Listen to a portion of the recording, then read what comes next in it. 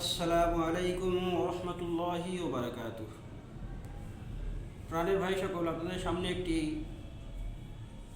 খুব ভালো জিনিস, পছন্দনীয় জিনিস আপনাদের সামনে এখন আলোচনা করব। সেটা হলো এই কি, ইফতারের সময় আমরা যে দোয়া করব, দোয়া কবুল হয় হাদিসে আমরা জানি, অনেকেই জানি অনেকে জানি না।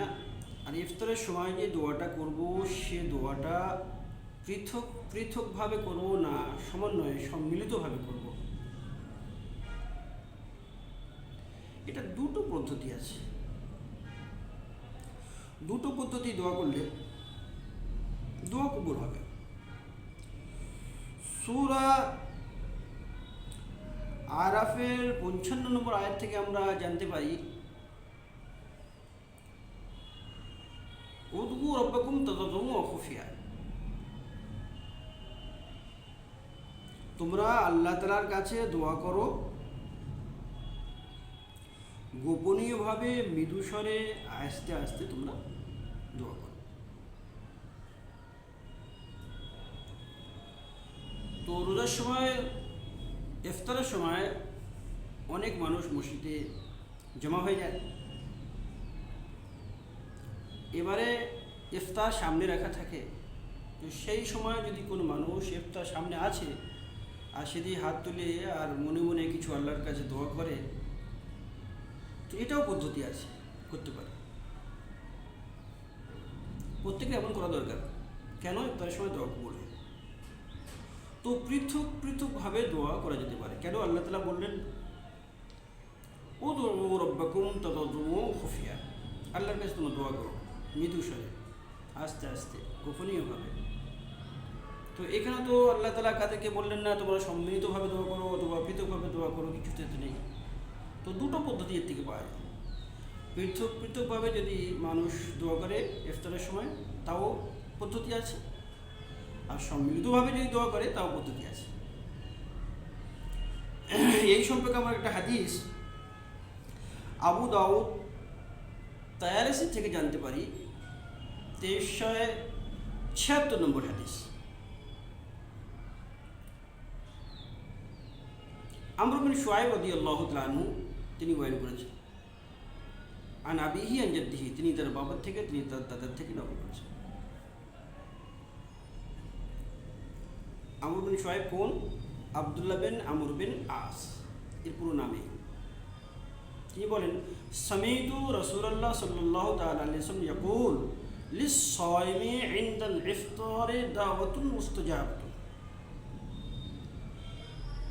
তিনি বললেন, আমি আমার বাবা থেকে, আমার দাদার থেকে এই হাদিসটি শুনেছি। হুজুর পাক সাল্লাল্লাহু আলাইহি ওয়াসাল্লাম বলেছেন যে রোজাদারের জন্য ইফতারের সময় একটা কবুল হওয়া দোয়া আছে, দাওয়াতুন মুস্তাজাবাতুন, সেই দোয়াটা আল্লাহ তাআলা কবুল করবেন। এটা হাদিস।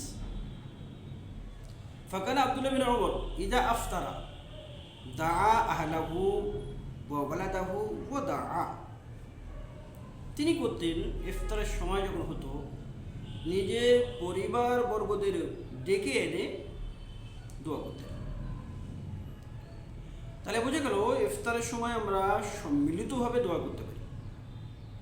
কেউ একজন দোয়া করে দেয়, সকলে যাতে আমিন আমিন করে, এটা আমরা এই হাদিস থেকে জানতে পারি। আর পৃথক পৃথকভাবে যদি দোয়া করে, সেটাও করতে পারে। তো ইফতারের সময় দোয়া করার পদ্ধতি হলো এই, প্রতিটা মানুষ পৃথক পৃথকভাবে দোয়া করে নেয়, অথবা কোনো একজন মানুষ দোয়া করে আর তার দোয়ার সঙ্গে সকলেই আমিন বলে, এটা সম্মিলিতভাবে দোয়া করে, তো করা যেতে পারে। কিন্তু এটাকে একদম জরুরি মনে করে নেওয়া যে সম্মিলিতভাবে দোয়া করতেই হবে এমন কোনো আবশ্যক নেই। করতে পারে, না করতে পারে, শুধু পদ্ধতি আমাদের সামনে আছে কি ইফতারের সময় যে দোয়া হবে সেটা পৃথক পৃথকভাবে মানুষ দোয়া করে নিতে পারে, অথবা সম্মিলিতভাবে দোয়া করে নিতে পারে। এই জন্য এই ভিডিও আমি আপনাদের সামনে রাখলাম। কোরআনে কারীম আয়াত থেকে আমরা জানতে পারলাম আল্লাহ তাআলা দোয়া করতে বলেছেন মৃদু স্বরে আর গোপনীয়ভাবে, আস্তে আস্তে দোয়া করতে বলেছেন। এটা দোয়ার একটা আদব পদ্ধতি। তো এই পদ্ধতি দোয়া আমরা করব। একজন দোয়া করছে, জোরে জোরে দোয়া করছে, তার পাশে আরেকজন আছে, সে দোয়া করছে। তো আপনার জোরে জোরে বলার কারণে তার দোয়া করার অসুবিধা হবে।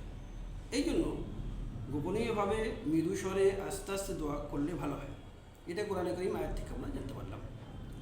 আর পৃথকভাবে অথবা সম্মিলিতভাবে দুটো অবস্থায় ইফতারের সময় দোয়া করে যেতে পারে। আল্লাহ তাআলা এই হাদিসের উপর আর কোরআনে কারীমের আয়াতের উপর আমাদের সবাইকে দোয়া করার পদ্ধতির উপরে আমল করার তৌফিক দান করুন। ওমা আলাইনা ইল্লাল বালাগ।